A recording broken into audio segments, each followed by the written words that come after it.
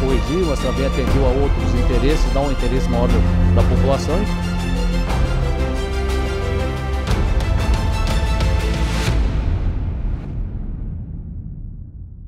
Olá, como é bom estar com você novamente. Está começando o terceiro episódio deste programa que remonta à Revolução Constitucionalista de 1932. Nós já passamos por Socorro, passamos também por Queluz e agora chegamos em Cruzeiro. E aqui nós temos uma especial notícia para trazer a você, cidadão e cidadã paulistas. Este ano, o governo federal instituiu por meio de uma lei Cruzeiro como a capital nacional da Revolução de 32. Aqui ao meu lado está o Paulo Antônio, é jornalista, cidadão aqui no município. Sim. Seja muito bem-vindo ao nosso especial, que bom tê-lo conosco, muito obrigado por nos receber. E eu já te questiono, como é que o cidadão e a cidadã aqui deste município, em Cruzeiro, receberam a notícia tão importante, sendo a capital nacional? É um motivo de orgulho para todos nós, em função desse reconhecimento, porque aqui nós tivemos um palco memorável da Revolução de 32, um dos pontos de guerra mais violentos do estado de São Paulo, e o reconhecimento coloca Cruzeiro numa situação privilegiada, porque nós já tínhamos Cruzeiro capital da Revolução de 32 por conta de uma lei estadual e agora por conta de uma lei federal. Isso aumenta a nossa satisfação, não em relação ao que foi a Revolução, né? Mortandade, matança, jogo de interesse, mas muito mais pelo reconhecimento da importância da cidade. Beleza, mas aí o que acontece, Paulo? Por que de fato ela merece esse título tão importante? Existiram batalhas em tantos outros municípios, mas por que vem trazer então essa menção honrosa, de fato, à cidade de Cruzeiro?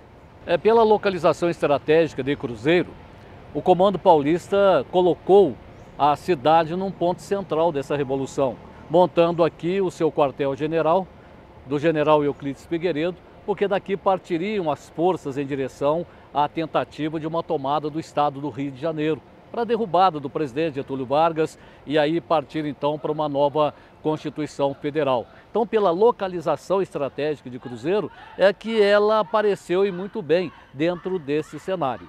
Foi por essa razão que Cruzeiro acabou sendo escolhida para comandar as ações a partir de Cunha, a partir de Areias, de Queluz, e foi dessa forma que se iniciou o movimento aqui na região.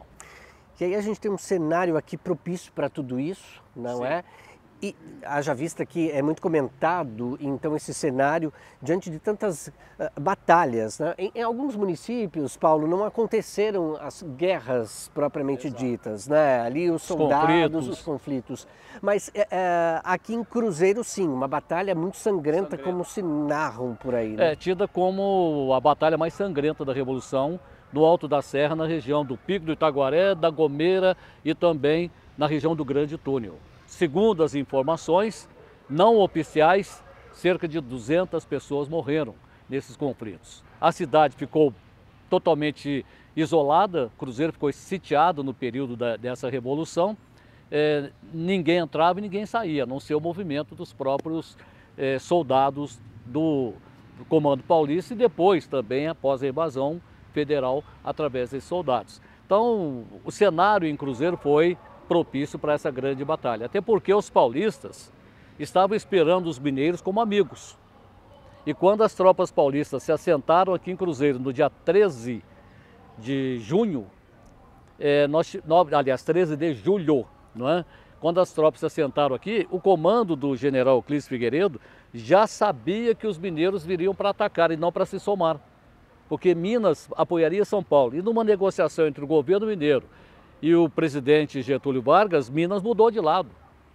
Então quem deveria chegar para ajudar a tentar a invasão do Rio, Cruzeiro teve que se cercar para evitar a invasão das tropas federais, que chegaram muito bem armadas contra soldados nossos que eram mal preparados, não havia um armamento adequado para esse enfrentamento. Então por isso que gerou toda essa situação de uma batalha sangrenta realmente na região do Grande Túnel.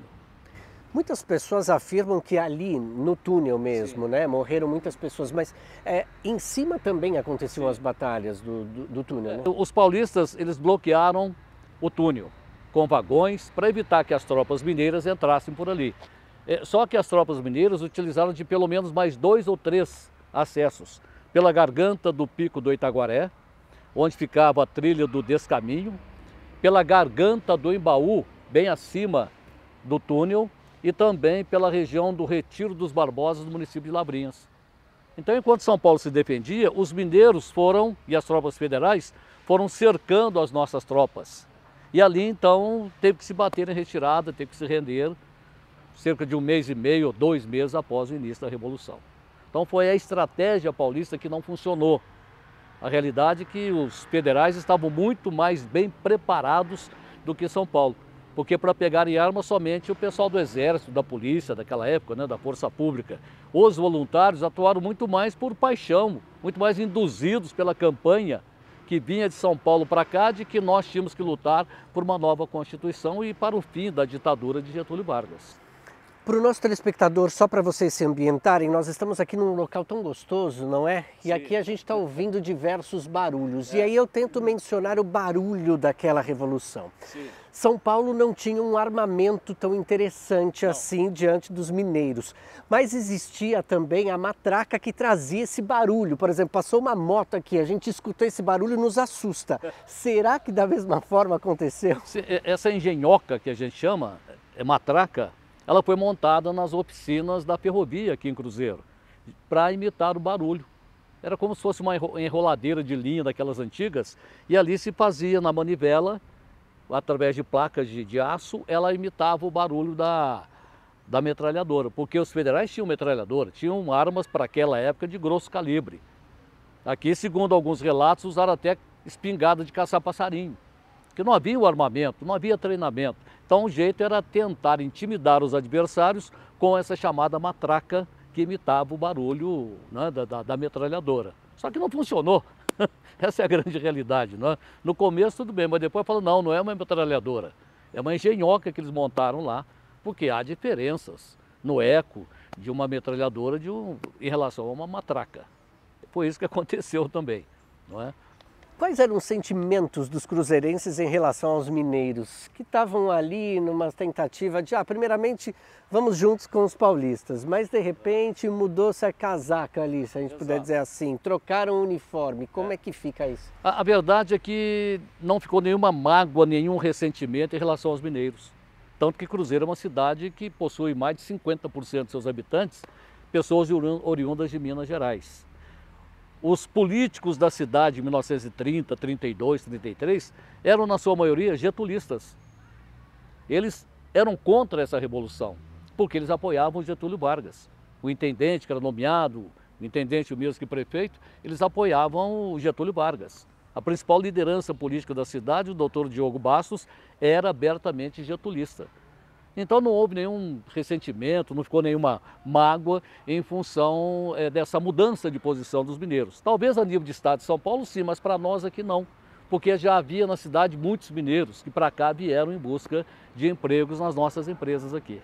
Então, essa região do Grande Túnel, as fazendas foram abandonadas, houve muito saque, não é? Muitas pessoas morreram por lá, e as mulheres também tiveram um papel importante nessa revolução. Porque numa antiga fábrica de banha no centro de Cruzeiro, foi montado uma espécie de um quartel de mulheres solidárias.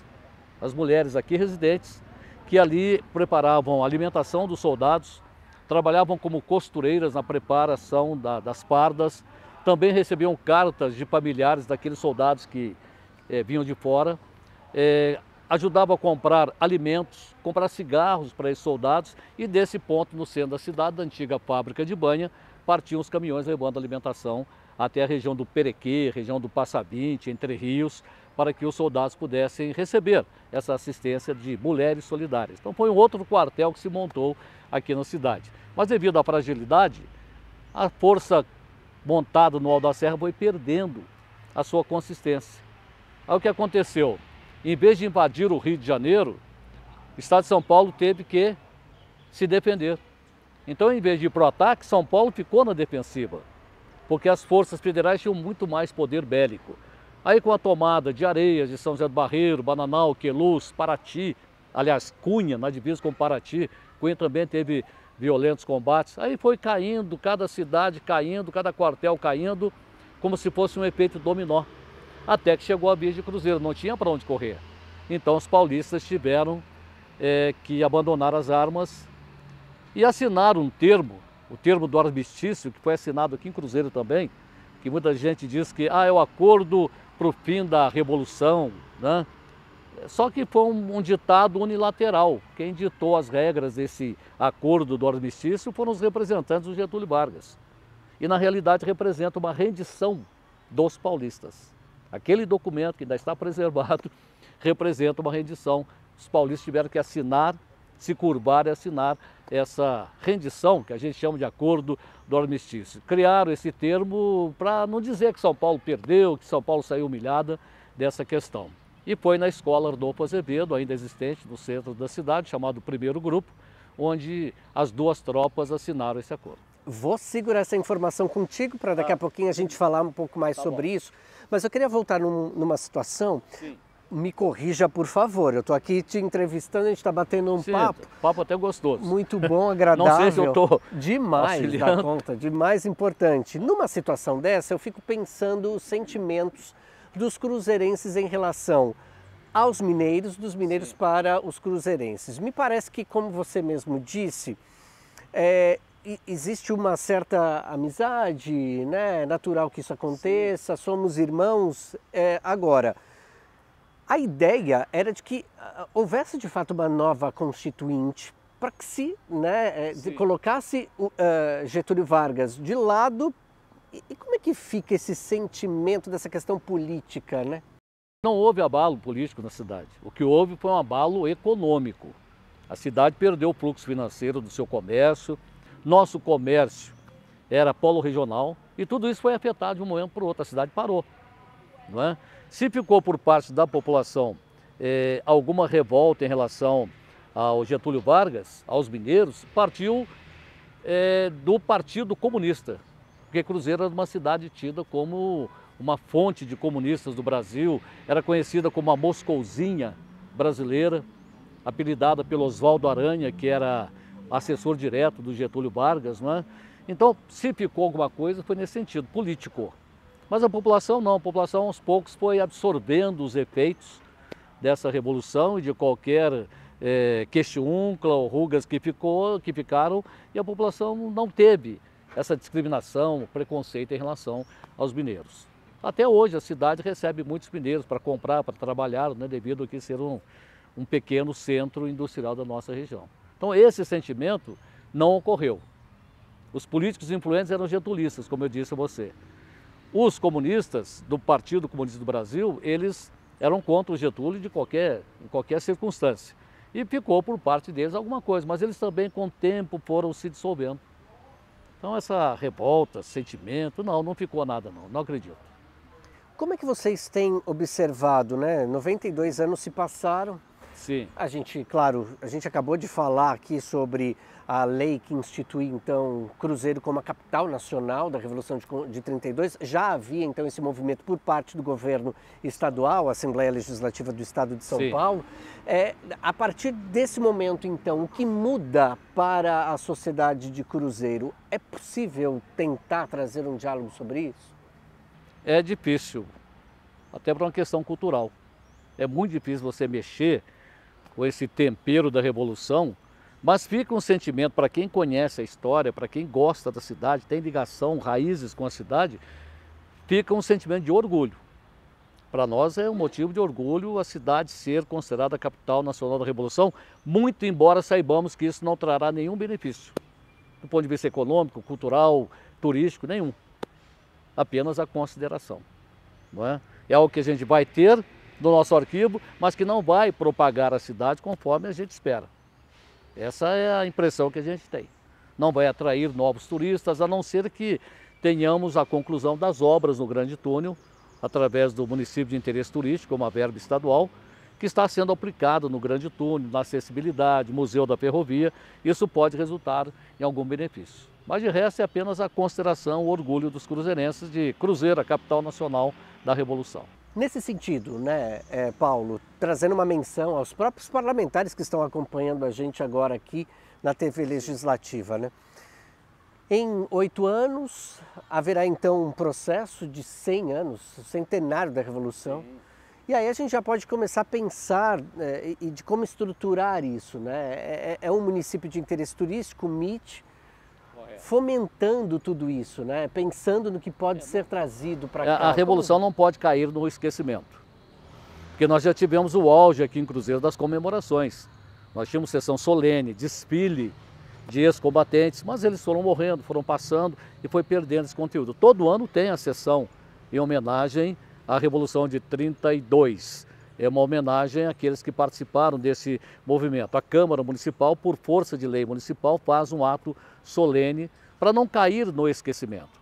E eu creio que, dependendo da mídia e tudo, pode ser que, se aproximando dos 100 anos, a cidade tenha, assim, um reconhecimento maior pelo fluxo cultural e turístico. Além, claro, o motivo maior, o motivo histórico de tudo isso. Então eu creio que alguma coisa positiva possa acontecer. Aliás, nem tudo é perdido, nem tudo é falta de investimento. O próprio MIT, quando foi criado pelo governo, ele atendeu a um reclamo da classe política da cidade, considerando a importância do Grande Túnel, que foi uma das maiores obras do período de Dom Pedro II, período imperial, e pela importância na Revolução de 32. Então, esse episódio da Revolução, somado ao histórico do túnel, tudo isso levou ao governo do Estado, à Assembleia Legislativa, a considerar, a reconhecer o Cruzeiro como um município de interesse turístico. E daí as verbas que estão acontecendo, que estão fazendo esses investimentos. Já há alguma coisa. Esperamos que venham mais. Nós estivemos lá no túnel, né? É um local, um cenário muito fascinante. Sim. De a gente tentar remontar a história do que tem acontecido lá, né? Ali está sendo programado está sendo construído, ali seria um museu, né? Como é que seria ali, de fato, a situação? Ali seria um museu da Revolução, em anexo também um museu da ferrovia, devido à importância da ferrovia, como um fator de integração entre Rio, São Paulo e Minas. Não é? Essa ferrovia, inaugurada em 1884, ela teve esse fator de integração. Então ali nós vamos ter, a acessibilidade já melhorou muito com a verba do MIT. Antes as pessoas com problemas de locomoção, elas não chegavam à boca do Grande Túnel. Hoje já é possível, não é? O Museu da Revolução vai ter lá junto, enfim, o investimento está acontecendo. Talvez quando vocês voltarem aqui o ano que vem, já tenhamos coisas novas lá abertas à população. Nesse contexto, né? A gente traz então uma menção das crianças, dos jovens, dos idosos que vivenciaram histórias muito mais perto, e tem as crianças, né? A gente tem ouvido muitas crianças, a gente tem ouvido a fala das crianças, né? Nesse processo de manter essa história, como que a educação tem transmitido esse legado aqui em Cruzeiro? Muito pouco se faz a respeito da história do município. Isso é lamentável. Eu, como pesquisador, lamento que nas escolas, tanto municipais, estaduais e particulares, as nossas crianças sabem sobre Roma Antiga, sobre o Egito, mas elas não sabem o conteúdo da nossa história. E seria importante colocar para as crianças, porque elas que vão estar aqui no centenário dessa Revolução, colocar para essas crianças o devido ensinamento. Não existe na rede nossa de educação pública, nem na privada, nenhuma matéria específica sobre a história do município, porque a nossa história está ligada também à Revolução, ou a Revolução está ligada à história de Cruzeiro. Então o temor é que tudo isso se perca com o tempo, como já perdemos muito em relação ao que tínhamos de comemorações, de histórias que eram contadas, com a morte daqueles que faleceram cerca de 20, 30 anos atrás. Então, eu tenho essa preocupação de as nossas crianças hoje, chegar daqui a 10, 15 anos, perguntar, e a Revolução? Qual a Revolução Francesa? Talvez não saibam da nossa Revolução aqui, que Cruzeiro foi um palco importantíssimo dentro desse contexto no estado de São Paulo. A sua crítica ela é muito válida, Paulo, no sentido de trazer essa memória, né? E ainda mais este ano, como já pela terceira vez vamos mencionar, Cruzeiro passou então para um outro patamar. Já era, né, considerada. Sim. E aí nesse sentido, para recuperar e para trazer essa menção, haja vista que o armistício foi assinado numa escola. Já estivemos lá, inclusive, Sim. no ano passado, mas remontando tudo isso ali, né, aquele cenário importante. Vamos recuperar um pouco dessa tua fala, por favor, para a gente entender o que era aquele local, o que foi feito ali, né, e o que foi esse tal acordo assinado. Exato, porque ali o general Euclides Figueiredo, ele montou antes do início da Revolução. Foi dia 9 de julho, já no dia 8 estava o quartel, aulas suspensas, era a única escola da cidade, tanto que é chamado de primeiro grupo até hoje. Ali ele montou o quartel-general para comando de toda a região. E após a Revolução, claro, a escola voltou a funcionar, mas na própria escola pouco se falou a respeito da Revolução. Eu estudei lá, que eu me lembre, nunca se deu importância à Revolução de 32, mesmo tendo sido lá o acordo do armistício. Isso é lamentável. Lamentável que as nossas crianças não tenham recebido e não estão recebendo a devida orientação. A cidade passou um bom tempo sem comemorar nada. A Revolução tinha caído no esquecimento. A partir da década de 80,